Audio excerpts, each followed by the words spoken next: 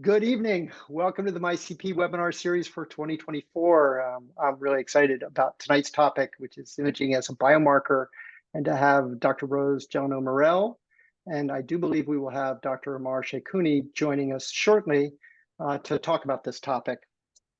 So I'm going to go through the usual pattern, which is to give a quick introduction to the CP Research Network, and then turn it over to Dr. Gelineau-Morel to describe the project underway.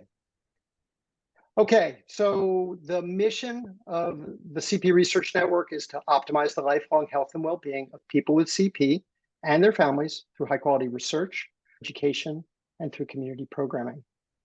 We've had several key milestones since we were founded in 2015.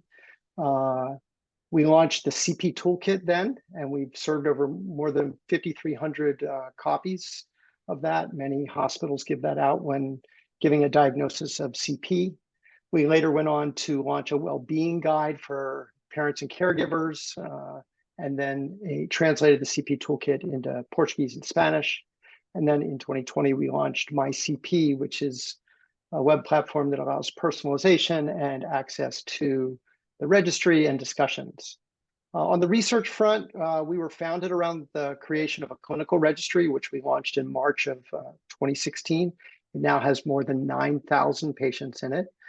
And we have a community registry that is meant to capture information from you, from your lived experience in the community. And that was launched in March of 2019, and it has over 2,100 people in it. We're patient-centered in the work that we do and the research we choose to do. We did a patient-centered research agenda that a number of you participated in, that was published in 2018 and really guides our work. And then we've gone on to get some significant funding milestones from the National Institutes of Health. And we later went on to form a partnership with the largest private funder of CP research, which is the CP Alliance Research Foundation. We have a lot of activity going on in the network. We have 29 study concepts that are under development or in the application phase or executing. We have 5 quality improvement projects going on in the network, 4 of which were launched in 2020. One we're just launching just this month. We've had 13, actually I think that's wrong. I think we've had 12 publications. We've done over 39 public presentations or academic presentations. We've got a lot of manuscripts in the writing or submission phase. And then on the wellness front, our main effort is we partnered with the National Center for Health, Physical Activity, and Disability to bring the mentor program for mindfulness, exercise, nutrition to optimize resilience to the community. So we are a 501c3, and we basically organize the field of institutions, clinicians, therapists, researchers, patient advocates, which I would include anybody from the community as being, to conduct research to improve the quality of life for people with CP. We have a data coordinating center, which is a place where our data goes to at the University of Pittsburgh in their epidemiology data center. And that's where the 2 databases or registries of our clinical and community registries sit. And then we have our education and well-being programs. MyCP, which most of you are a member of, I'd encourage you to join if you have not. It's a portal that offers participation in research through our community registry, through surveys you can take on your phone or your PC, discussions about research and other issues, personalized web resources, and then access to our wellness program. Just to give you an idea of what's in a registry, so gross motor function classification system is the way in which we categorize how people move through the community, from ambulating independently to with assistance to with a wheelchair or with a power chair. So there's 5 levels. This is a snapshot, an older snapshot from our registry when we had 5,000. You see a kind of a U shape, which closely matches what would be a population view, but it's important to note, these are people that come into the hospital. So we're getting people that feel the need to come into the hospital for visits. So it's not intended to perfectly represent the population, which would probably be a little taller on the 1s and 2s and a little shorter on the 4s and 5s. And then this is the age distribution that we have here. At some point, I'm going to update this 11 to 18 age bar so it doesn't mix adults. We have about 22% of the participants in the registry are adults. I'm going to compare that to the community registry, which you see a very different distribution of GMFCS, and then a very, very different age distribution. And that's because it reflects a bias of, instead of who's coming into the clinic or the hospital, who is out on the internet and wants to contribute information about themselves. And it definitely leans towards adults, GMFCS2, out there sort of advocating for themselves. So those are our programs. We've got our research and quality efforts. That's a snapshot of us when we met in 2019 in the University of Michigan.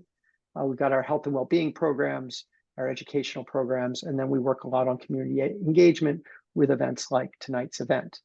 So the network is 30 centers and growing. The green dots are sites that are collecting data into the registry today. The yellow dots are working on the technology. The blue dots have raised their hand and said, we want to join the network. And the red dots are sites that are just trying to get through the agreement details. And the green circles indicate sites that are lifespan centers. So we have quite a bit of adults moving through our system, which really allows us to do some interesting improvement and research. So I'm excited to be able to turn it over to our speakers this evening. Dr. Rose Gelineau-Morel is a pediatric movement disorders neurologist at Children's Mercy Hospital. So she's the site principal investigator for Children's Mercy for CPRN. She is the principal investigator for this study, and her research focuses on precision therapeutics for children with acquired dystonia and cerebral palsy. And then Dr. Shakuni is a co-investigator on this study and a site investigator in the network, and his research focus is on deep brain stimulation for the treatment of movement disorders, including dystonia. So with that, I will stop sharing and I will turn it over to Dr. Gelineau-Morel. Great, thanks so much. Let me share now.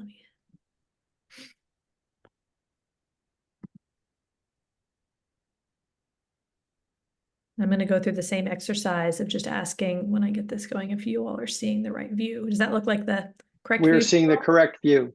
All right, excellent.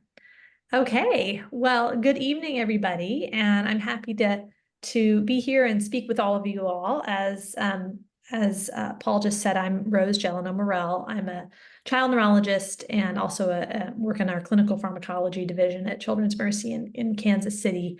And my research focus is really on precision therapeutics for children and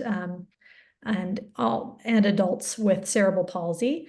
And today I'm going to be talking about our work identifying predictive imaging biomarkers of dystonia and cerebral palsy, and how we're going to tie this into creation of an imaging registry through the CP Research Network. So people with cerebral palsy have all different types of symptoms that they suffer from. One of the characteristics of cerebral palsy is motor disability, but people also have chronic pain, epilepsy, behavior disorders, sleep dysfunction, all kinds of things that everyone experiences. But one thing that everybody has in common is that cerebral palsy impacts their brain.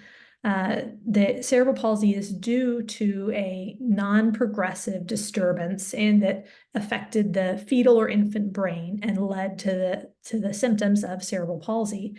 And in many people, most people really with cerebral palsy, they have visible brain lesions or areas of injury that often were the result of an injury around the time of birth. And so it's really my purpose and what my research is to investigate what we can learn from the brains of people with cerebral palsy to help us identify what symptoms they may have and how we can best treat them. And one of the symptoms that I am especially interested in is dystonia.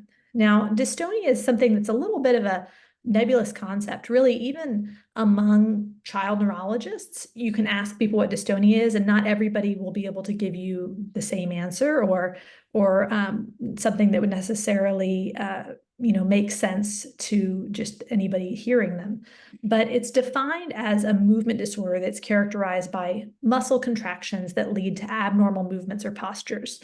So what does that really mean? Well, if you were to reach out, let's say like if you have a cup on your table next to you or a pencil, you reach out, you think, okay, I'm going to grab this, and you can reach out, your muscles contract and relax at the right times. Your hand opens up and grabs the object without you even really thinking about it. It just kind of happens. But in someone who has dystonia, instead of that fluid progression of movements that's activated, the wrong muscles will be activated. They kind of will have more of a, if you can see my hand on the screen, kind of like more like a twisting movement of their hand, kind of abnormal postures. And so that's what they're describing with the dystonia. And a lot of times it can impact not only the extremity or the part of the body you're trying to use, but it can overflow and impact other parts of your body as well. And so that makes it really difficult to complete the function that you're trying to do, and also can be painful for some people. Mm-hmm. And dystonia and cerebral palsy is most often secondary to perinatal brain injury, so a brain injury that occurred around the time of birth. And that's the most common cause of dystonia that we see in children. But unfortunately, because of various factors impacting our ability to recognize dystonia, people are often very delayed in receiving this diagnosis. And furthermore, even when they get the diagnosis, we as clinicians don't always know the right medication or the right treatment that's going to be the best for that individual person. People, depending on the individual, seem to respond to different medications, and we don't have good ways to say which medication you're going to respond to the best before we start. Right now, we use largely kind of a trial and error approach. So we really need to improve both the early diagnosis of dystonia, as well as to identify the specific interventions, including medications or surgical interventions, that could be the most effective for every person with dystonia. So kind of going back to what we were talking about before, this all goes back to the brain. So can we look at the brain, look at an MRI of the brain and the lesions that we see associated with people that have dystonia to predict the development of dystonia, or perhaps even the response to some interventions? Well, this is something that people have tried to look at before. This is a clip from a publication looking at gray matter injury patterns, which is a very deep part of your brain that we know is really responsible for movement. And we see that in a lot of people that have injury to these deep gray matter structures, they do develop dystonia. But we also see dystonia with other patterns of brain injury. So people could have an injury to a part of their brain that doesn't involve the deep gray matter at all, and they still get dystonia. So it's not really a one-to-one correlation. There isn't one structure that produces dystonia. It seems like it could be a lot of different structures involved. And we think this is because dystonia is not from dysfunction of any one part of your brain, but more it's a disruption of motor networks. So if you think of your brain as sort of a bunch of different parts that are communicating with each other and sending signals to each other, we think it's more of a defect in that communication between different parts of your brain, rather than any one part of your brain that is injured or not working well. So now we get into what can we do to study this a little bit more. So if we think that dystonia is due to a dysfunction of networks in your brain, of how your brain is talking, how can we study brain networks and take advantage of the information that we have to learn more about dystonia? So there's a technique in neuroimaging research that's called lesion network mapping. And so this is in a sense, it's a way that you can map lesion-induced symptoms like dystonia onto a common brain network using MRI. And we'll kind of go into the details of it a little bit more, but people use this to predict symptom onset, so to kind of potentially give an earlier diagnosis, to predict a response to an intervention like a medication or a surgery, or potentially to identify new targets in the brain for treatment based on the network that they identify. So kind of get a little bit better idea of what this is.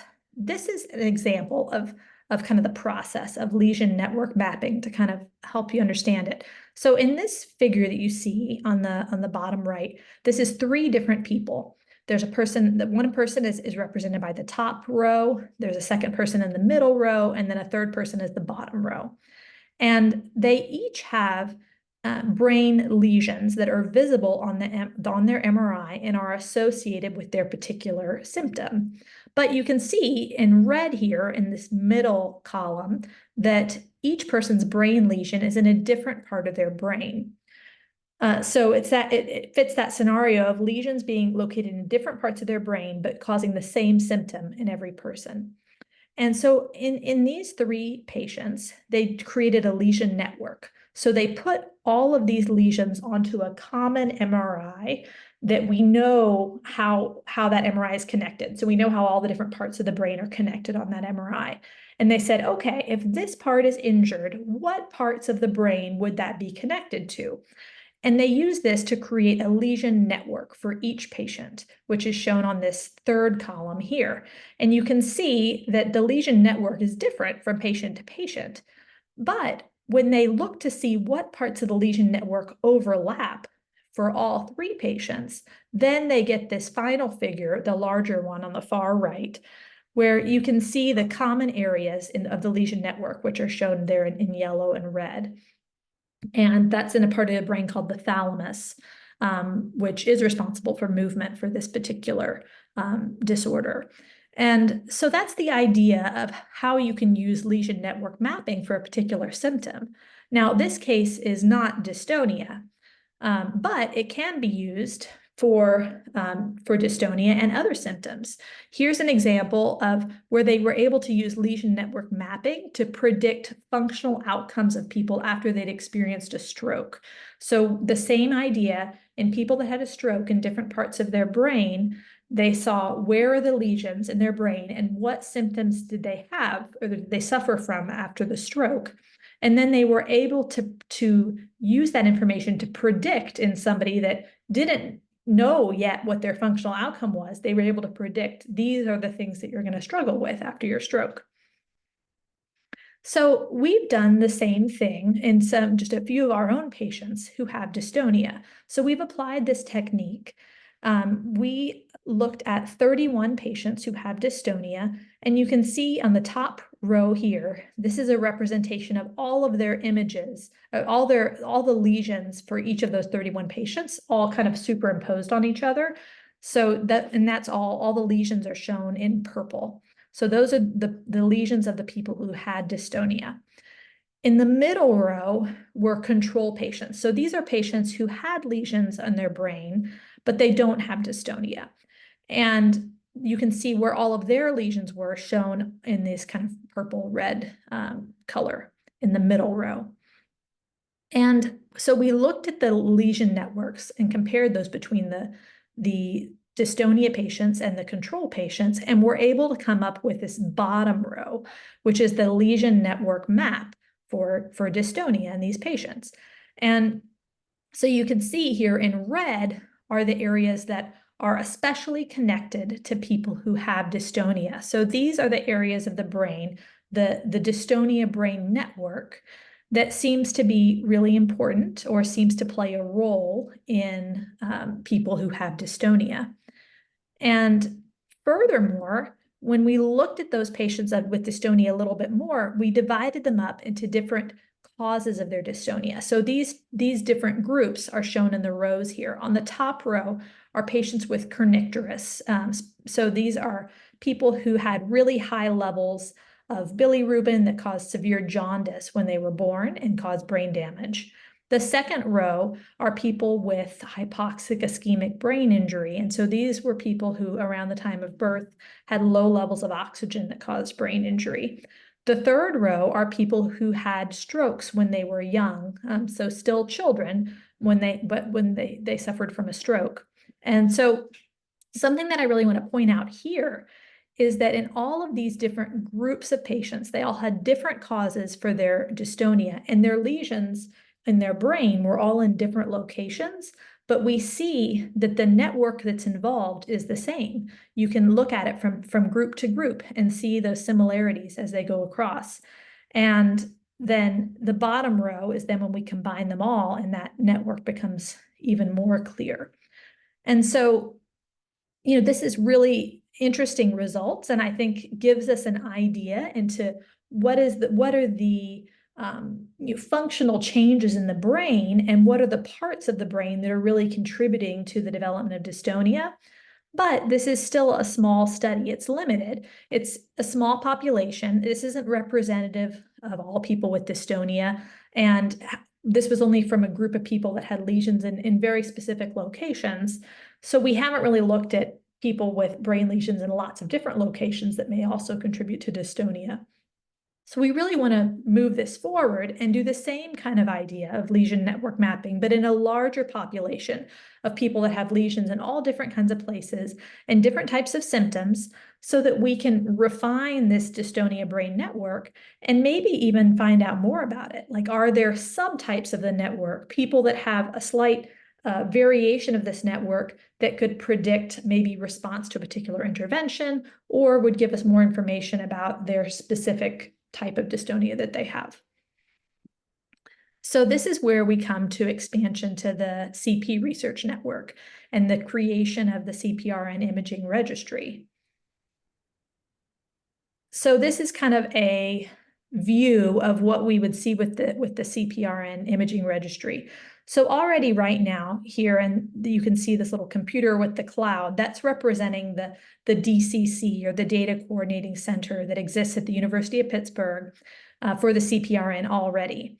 And that houses the registry data that we have on that Paul was just detailing in his introduction.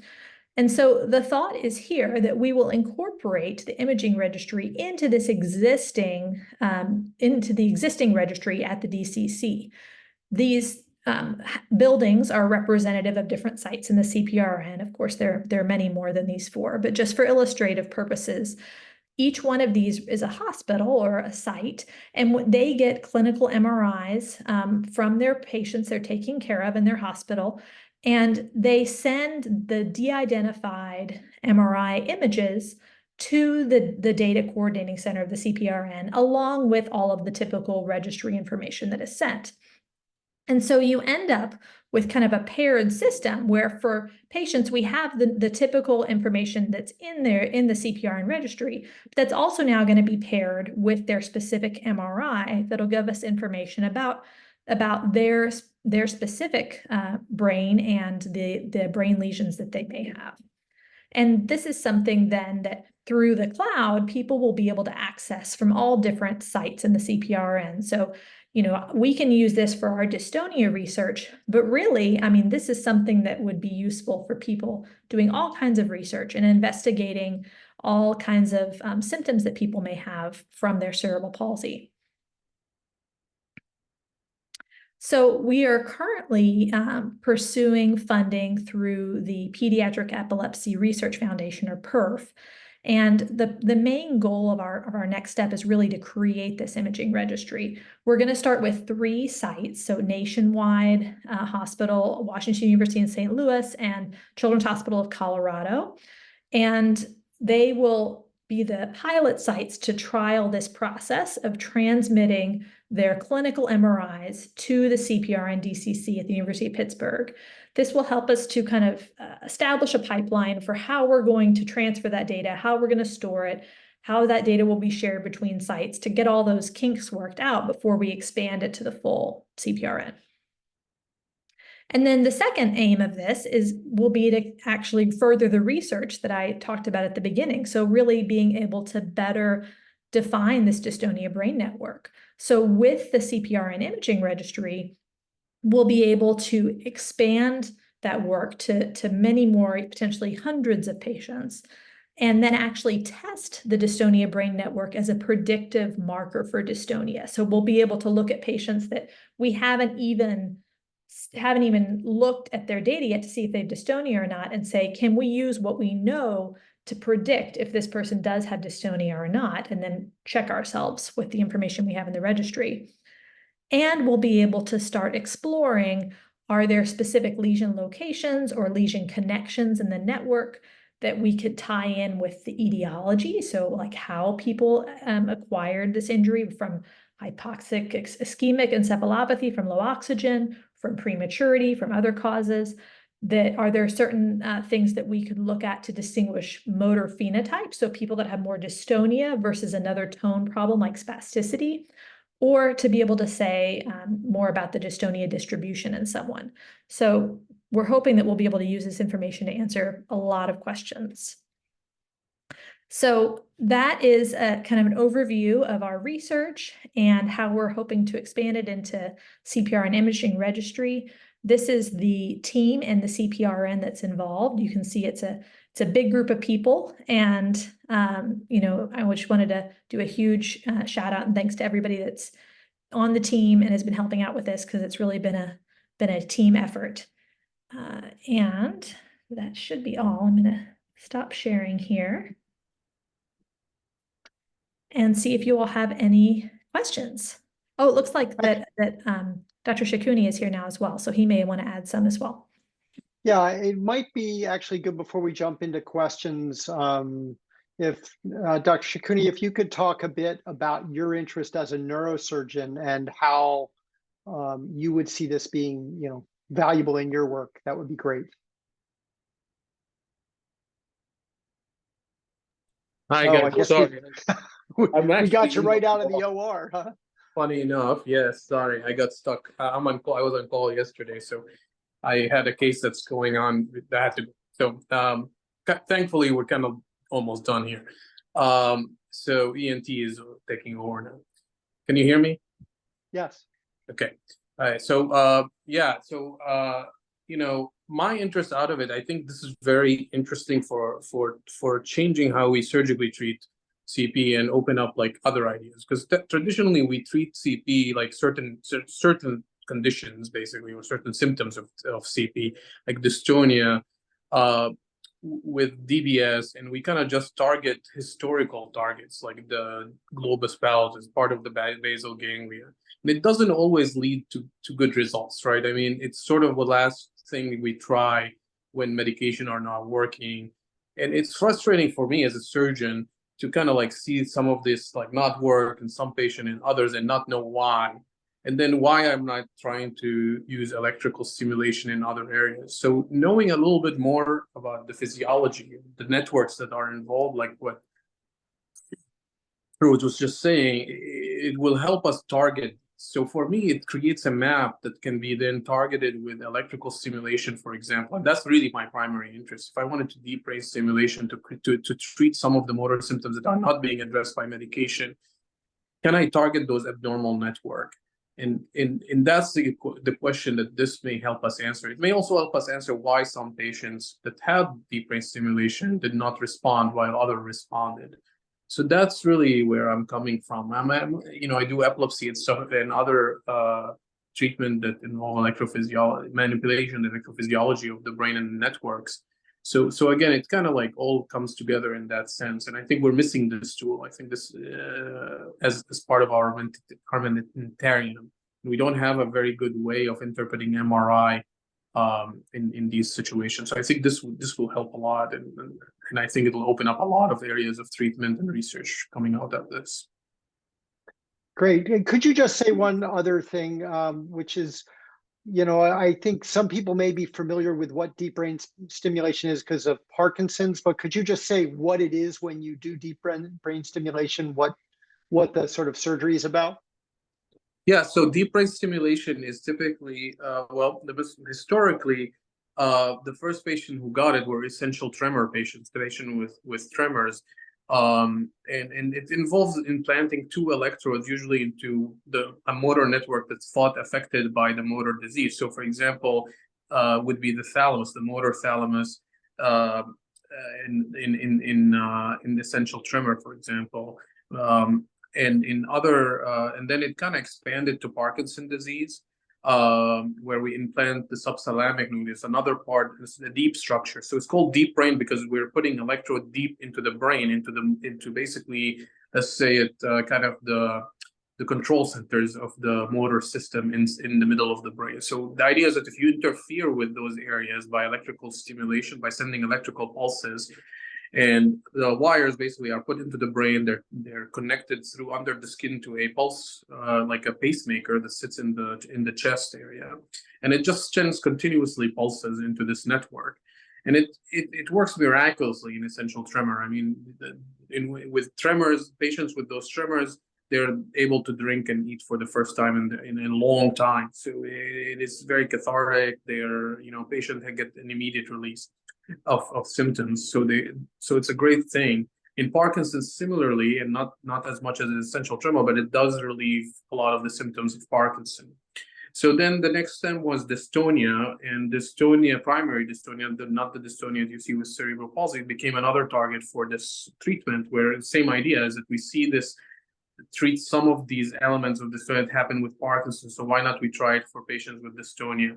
So it worked great, somewhat less than Parkinson for primary dystonia. And then it kind of expanded to a lot of patients with dystonia. CP was a natural extension to that. So now you'll see we use it every once in a while to treat this dystonia in CP patient, but the data is not the greatest. And that's what a lot of the time I talk to my patient, I was like, usually it's patients who have really bad dystonia or chorea and CP, and they come to us, needing something because none of the medication work, and a lot of the time it's almost a last-ditch effort. And I have to tell you, a lot of time we don't know who's a good candidate or not, right? There's some kind of like knowledge about it, or people who try to find clinical variable that explain it, but I think we haven't been really able to find a good candidate or something that'll predict a good candidate. So basically, yeah, we most of the places would put these electrodes into part of the basal ganglia, which are deep structure inside the brain. That we put these two electrodes, one on each side, on right and left, through small dime holes, the size hole in the top of the head, and each of those are connected, as I said, under the skin to a pacemaker. And it's turned on. It's a lot of trial and error. We use different stimulation strategies, and we see if something works. So it takes a while, and the way it's thought to work, and there's a lot of ways it's thought to work. One is it kind of like shuts down an area or excites an area, and another times it's thought to work by changing the network connectivity over time. So if you stimulate for a long period of time, it can change how the brain kind of functions together through using the property of plasticity of the brain and the brain learning to react to stimulation. So that's why, again, you kind of bring it back to what the talk was about, which is basically, if we know where the network is, where maybe that spot where we put the electrode in the brain, that basal ganglia spot, might not be the best spot for CP, because maybe the dystonia in CP has a different spot that all the network kind of centralize on. And if we put our stimulation in there, then can that change how we treat CP? So I think it has a very, that's why it kind of enlightened how we use this technology a little bit more than just blindly putting them in historical targets. Great. Thank you very much for that answer. So I do want to open it to questions and answers. Chris Getty's put a question in the chat, which is, how do you anticipate accounting for brain changes across time, brain shrinkage, aging, inflammation, blood flow? Yeah. So, yeah, great question. There are a few ways that you account for that. One is when we're using the lesion network mapping technique that we talked about, we register people's brain images onto that standard brain. And so even if people as they get older, if their brain changes and you see some atrophy or shrinkage, then we can still register that and account for that when we're doing the analysis, and so that they can still be incorporated in. Now, the subset of that question, or kind of the other part of that question, is, well, what about network changes that you could just see with aging? So like in different times of life, and that that is also a consideration. They have done, so when we look at these, they call them connectomes. So like an image of how different things are all connected together. And when they've studied that, they've done that in different age groups as well. And so you can use the age group that best matches the person who's doing the MRI, you know, to do a comparison. So for instance, in the study that I showed you, because we're, you know, children's hospital and our patients were all children, we used the pediatric connectome to look to see what those networks look like in children. And I mean, realistically, when they've looked at adults and kids, we don't see huge changes. And we did run it on the adult one too, just to kind of see if it looked very different, and it didn't. There were just mild changes, but you know, it is something that, especially as you get older and into older adulthood, that those changes could have a bigger impact. Great. Well, I have a quick question for you, and anybody can put their hand up if they want, or just chime in if there's a pause. So you said you had 93 controls for your initial study. Will we be able to get controls by having MRIs of kids that have a diagnosis of dystonia, or don't have a diagnosis? How will we get controls out of what we're going to get? Yeah. So it'll be the same people that are in the registry. They will have cerebral palsy, but they won't have dystonia. Okay. And so So that, do, yeah. So whichever, and this could work for any symptom that we're looking at. The controls would be the people that don't have the symptom, and then the active group would be the people with the symptom. great. And to give people an idea, you heard me say there are now more than 9,000 patients in the registry. When there were 8,000, we checked how many brain MRIs do we have, and we have 5,000 that are sitting out in the network. And so we're developing the ability to de-identify those. So like if you looked at the blog post that came up, that was actually my son's brain, and my de-identification was, I texted him and said, hey, I need an MRI. And I just made it big enough that his name wasn't on the picture. But anyway, so the idea is to bring all of those MRIs into this repository over time, but start with just a few sites. Okay, John, you said, you mentioned that jaundice can contribute to dystonia. Can you explain further? Yes. So yeah, that is one of the causes of cerebral palsy and brain injury around the time of birth. So when you're born, it's very common for babies to have some degree of jaundice, and that's due to higher levels of bilirubin that are circulating around in their blood. And for most people, it's fine. Sometimes you'll see the little babies that go under the lights. They call that phototherapy. That helps your body break down the bilirubin better. Some people even go to more extreme measures and have to get kind of blood exchange transfusions to kind of get that bilirubin out of their bloodstream to lower the levels of bilirubin. But if for whatever reason that's not treated adequately, then the high levels of bilirubin can actually cross over into your brain and cause damage to particular areas of your brain. And the part that's most responsible for dystonia is called the globus pallidus, and specifically it's the globus pallidus internus. It's one of those, as we refer to many times, those deep gray matter structures, those deep structures in the brain that Dr. Shakuni was talking about for deep brain stimulation, and I mentioned that we see it tied with movement a lot. And that's the part that's injured in people that have high bilirubin. And that disorder is called kernicterus or kernicterus spectrum disorders. And one of the key features of people who have kernicterus spectrum disorders is dystonia. It creates a very almost pure dystonia without many other, without like spasticity or other tone problems that we see in other people, because the brain injury is so specific to that area from the damage from the bilirubin. Great question. Other questions?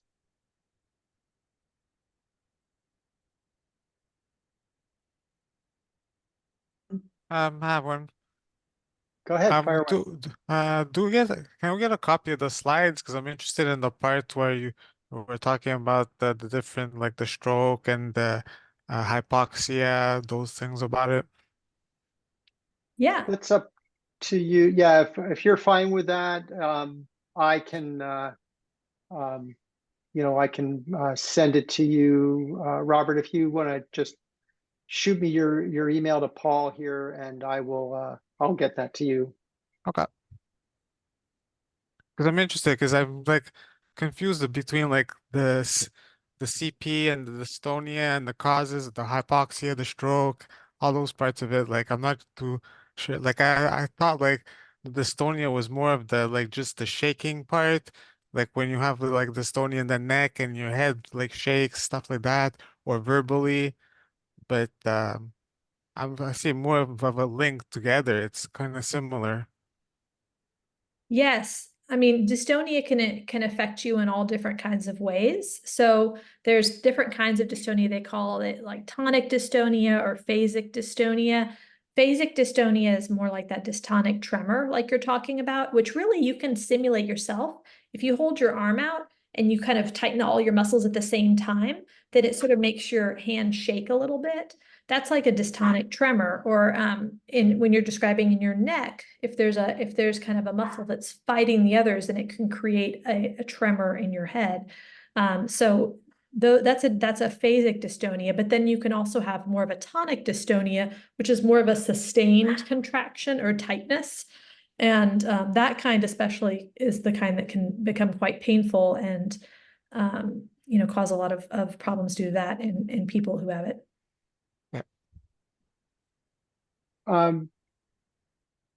Rose, do you think oh, wait, let's take this question before I ask this. So can the lack of oxygen at birth cause dystonia? I was told when I was delivered, my umbilical cord was wrapped around my neck.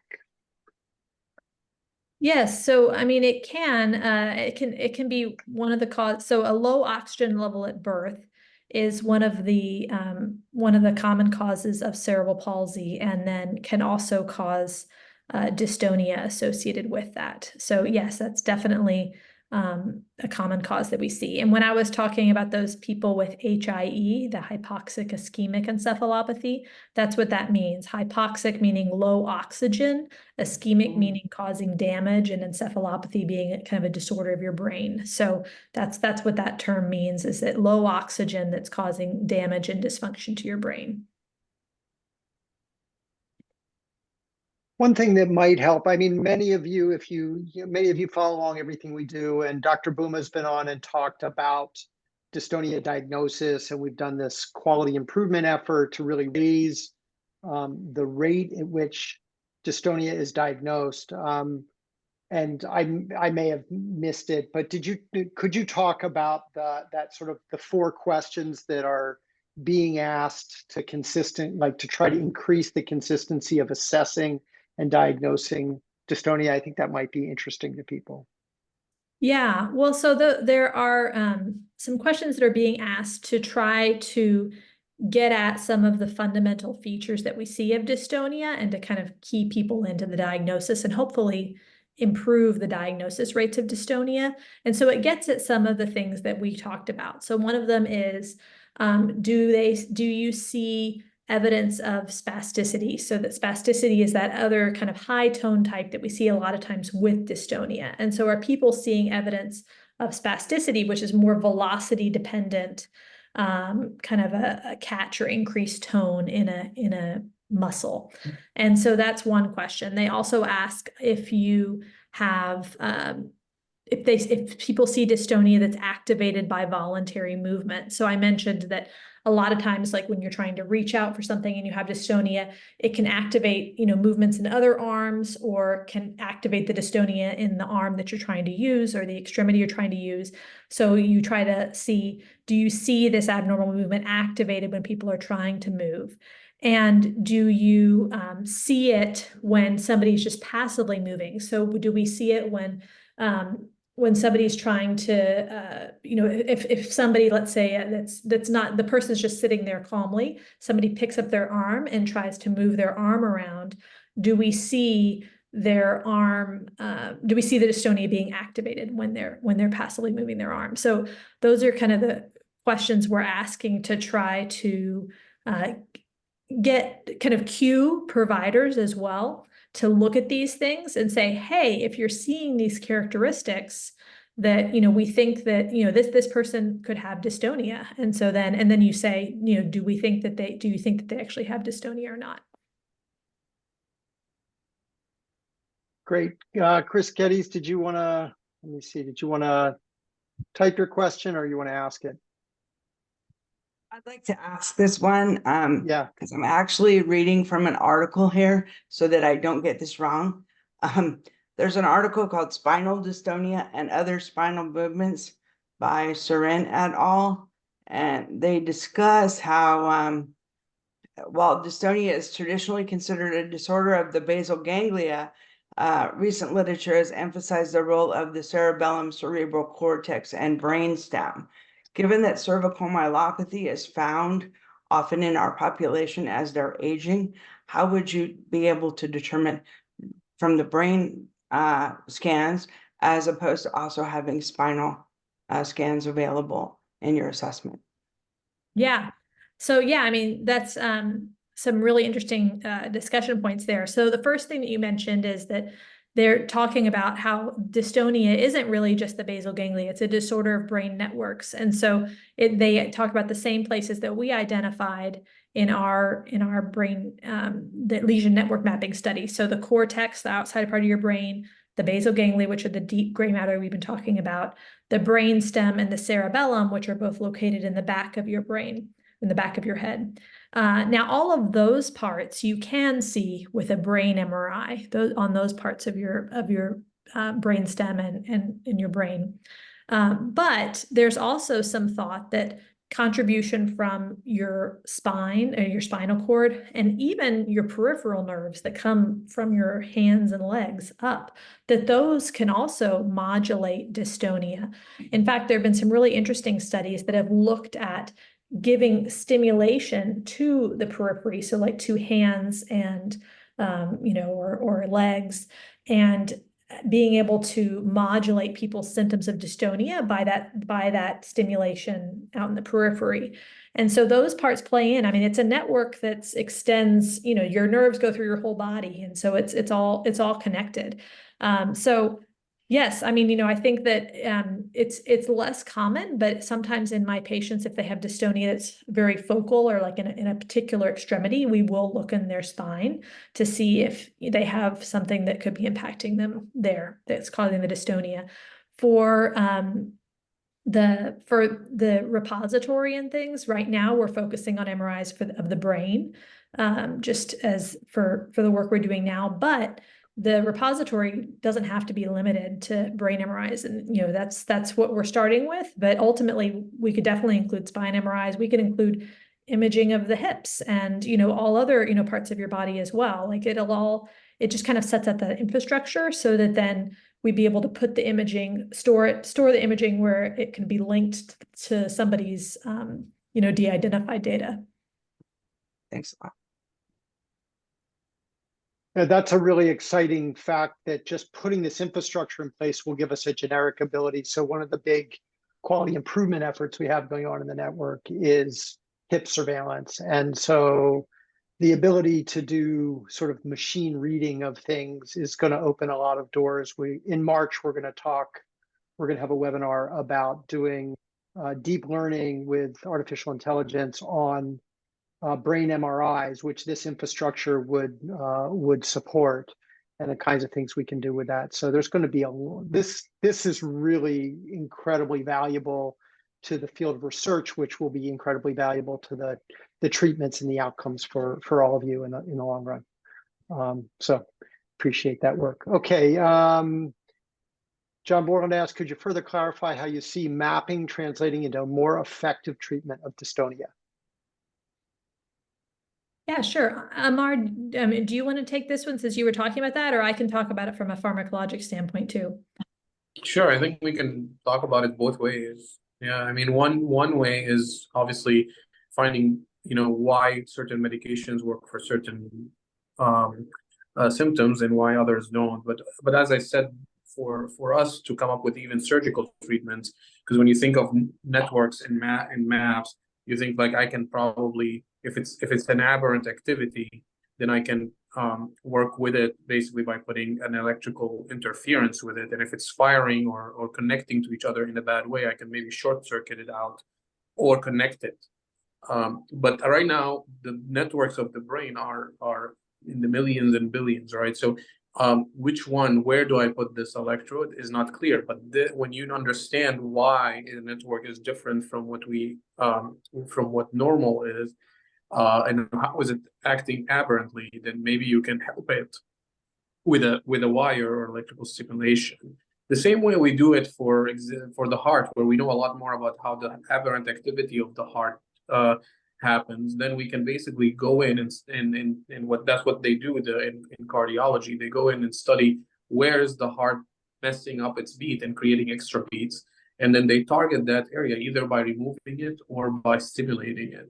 And this would, from my surgical point of view, is that knowing where the network is bad or gone bad or got disease, then we can go ahead and put an electrode in there and say, okay, well, I can either take it out of the network and let the brain work normally around it, or I can help it by giving it certain electrical stimulation. And I think that's where I think this will change how we approach things. So it's changing it from giving a drug or giving a treatment that works globally and may affect normal things that are not working abnormally, to make it more like, okay, well, we're just going to focus on the abnormal part of the system, and we're going to just fix that and avoid the side effects that are hurting the brain by affecting the normally functioning circuits. So I think that's where I understand how this will help. And same thing goes with meds, but Rose can talk more about how it can change how she prescribes it. Yeah, and the medication's the same sort of idea. I mean, basically identifying those specific networks that may be involved in an individual, and then using medications that would more directly target those networks. I mean, an example would be, so for instance, two medications that are used for treating dystonia. One of them is trihexyphenidyl, and another one is clonidine that people use. Trihexyphenidyl, it's thought to more directly target some of those deep gray matter structures. It's an anticholinergic medication, but then clonidine is plays a lot more kind of a circumferential role, I guess, or with kind of helping with reducing stimulation, like sensory stimulation. And so, for instance, somebody who had networks that were much more impacted in terms of their overall sensory integration and function may do better with clonidine than somebody who had more direct impact on like their deep gray matter networks. And so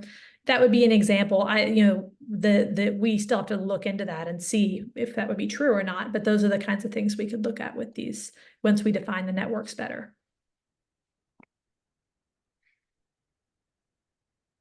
Great. Let's see. Do we have anybody else have any other questions? John Pukowski, do you see that question? You want to repeat the question? Oh, I can say it. So when a woman is in a late stage of pregnancy, if she is hit in the abdominal area and slips and falls on her stomach, can that affect the baby, which contributes to dystonia and CP?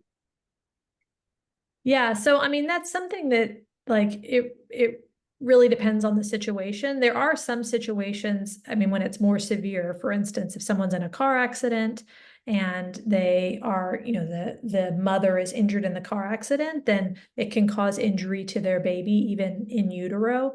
But most of the time, like a small, trip and fall during pregnancy doesn't cause any issues. Fortunately, because that actually happened to me when I was very pregnant, and my child was not injured. So, but yes, so it has to usually be something that would be pretty severe, that would impact the amount of oxygen that was getting to the baby somehow. Okay. All righty. Any other questions? We're right at the top of the hour. So, Dr. Gelineau-Morel, thank you so much for putting this together. Dr. Sheikhuni, sorry for some miscommunication on getting you the link, but thanks for showing up in surgical wire. We greatly appreciate it. And thanks everybody for tuning in and asking great questions. So thanks everyone. Have a good evening. Bye.